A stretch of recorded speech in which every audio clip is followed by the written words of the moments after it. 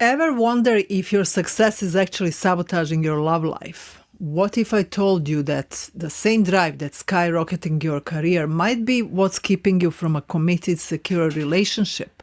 Although a lot of people talk about this, many make major mistakes when it comes to determining what exactly causes successful women to struggle in romantic relationships. Stick around, because in the next few minutes I'm going to reveal how you may be sabotaging your chances of taking it to the next level with quality men you meet. But before I start, like and share this video. It will help my channel and I want more people to hear this important content. This is one video you can't afford to miss if you are ready to finally go beyond the 2-month mark when he says, "Let's see where this takes us," or "I'm not ready for anything more, but I really like you and want to continue seeing you." He's basically telling you that he's leaving it up to you to decide if you want to stay with him, even if he's not committing to you the way you want. This usually feels very frustrating, especially when you remember he was so eager to wow you when you just met him. He was showering you with attention, and moreover, he was making statements that made you feel like he's pretty sure you're it. And now he's backpedaling, leaving you confused. If you are a high-achieving woman and have no problems attracting men, but they later slow down pursuing you, there can be something that you're doing. Why is this happening to many successful, attractive women? Let's unpack this a bit. I will also tell you exactly what can help you shift this, but before I do, let me make sure you don't fall into this one trap that so many women fall into. A lot of women start wondering if their success may intimidate men. This is a very logical concern, but this is not true. Confident men who are equally ambitious are very attracted to successful women. So no, men are not intimidated by you. I mean, men worthy of your time and energy, and no, you do not need to play down who you are. Being a high-achieving woman is fantastic. You've got skills, you got standards, and you got success. But here is the deal. If you're like a lot of successful women, it's possible you were forced to be self-reliant or not expect too much from others. When I say forced, I don't necessarily mean someone violently forced you, but rather it's something that life forced us. Perhaps life taught you that you can't feel safe to rely on others because you realize it would cost you too much in life. Maybe you observed our ancestors, women of previous generations, relying on others for their existence and having to put up with horrible treatment. Or perhaps you find yourself thinking that nobody can do the task as well as you can. Maybe you learned that nothing short of perfection will be okay. These are just a couple of examples of how we may become self-reliant in ways that are not helpful for creating secure romantic relationships, and these traits may lead to success in education or career. To make it clear, your success isn't the problem in relationships. It's rather about different limiting beliefs that are specific and unique for high-achieving women. This is similar to discussion about correlation and causation. The same mindset that helped you succeed in life may be something that sabotages you in love. What are some of these limiting beliefs that are common amongst high-achieving women? If I don't do it, nobody will do it well. Nothing comes easily for me. I have to prove myself worthy of whatever it is we are talking about. In this case, we are talking about love. Men are intimidated by successful women. Nothing is free, and if I allow someone to gift me something, I will have to pay for it later somehow. You see how these limiting beliefs can affect your ability to enjoy relationships? It's your turn. You tell me, what are some other limiting beliefs that cause successful women to struggle in relationships? Stay with me to understand how these negative experiences and limiting beliefs affect our ability to create secure relationships. We developed these limiting beliefs because of some negative experiences in our lives. It could be in our own life, or we observed other women dealing with difficult situations. I'm not gonna lie, it's wonderful to have your power and not to depend on your parents or husband that may or may not be good for us. But with a little self-exploration and some smart dating and courting strategies, you can meet an amazing man who will adore you just the way you are, a successful, strong, high-value woman. So here are some problems that occur because of the trauma that caused us to have these limiting beliefs. The good news is that you can change this, and the impact is amazing, not only for your relationships, but for your overall mental and physical health. So one of these things is being able to actually allow, let go, or yield. I'm talking here about neurological states. A lot of us high-achieving women are wind up and unable to let go. We feel we have to manage everything. This is especially the case in romantic relationships. They trigger us the most, so we wind up using these survival strategies from the past. How do these old survival strategies affect your love life? For instance, as soon as you meet someone cute, you start overthinking and wondering when he will call you again. A part of you may not believe that he will follow through. There is this old wound in you, and a part of you hopes that this guy will change your perspective. In other words, you hope he will prove you wrong and show you that you can trust him, that he will follow through. And all this while you're most likely sending off mixed messages. Of course, you yourself are not so emotionally available when you feel nobody can measure up or prove you wrong, convince you that you can rely on someone. This kind of state, inability to allow, let go, or the need to have everything under control can occur because we learn that it's not safe to let go. We feel we need to manage everything. Nothing good would happen unless we arrange it. Physically, you may be someone who is always forward-oriented. You always do something productive, goal-oriented. You may hate meditation, relaxation, and similar activities, and this would definitely be good for you.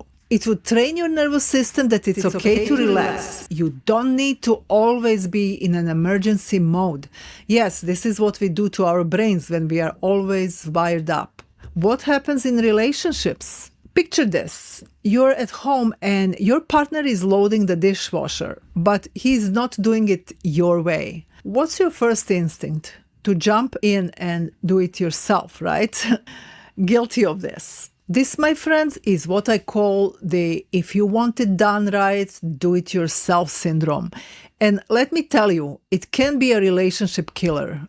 Let's just go down the rabbit hole of slippery slope reasoning. Indulge me a bit. From this kind of mindset, you may wind up in a situation where you don't respect your partner. You have disdain for people who don't do tasks the way you think is the right way. Even if you don't feel and think this way, you most likely come across this way. Disdain or contempt is one of the most difficult things in a relationship. It's one of the biggest predictions of divorce. I will tell you how to shift this tendency, but let's hear about the second thing that high-achieving women struggle with in relationships. Another problem that high-achieving women struggle with is inability to receive any gifts or attention from men. This usually comes from the limiting beliefs related to self-worth or lack of trust. Perhaps we may feel like we are not worthy of gifts and attentive gestures. We can also be skeptical that someone may have pure intentions, or we may be afraid that we will pay for all of this in some unsavory ways. The fact is that men love to give. They like to feel appreciated, and they enjoy feeling that you appreciate their gifts and that they can make a difference in your life. You can see how if you struggle receiving gifts or if you have problems with trust, this can obstruct you from creating emotional intimacy.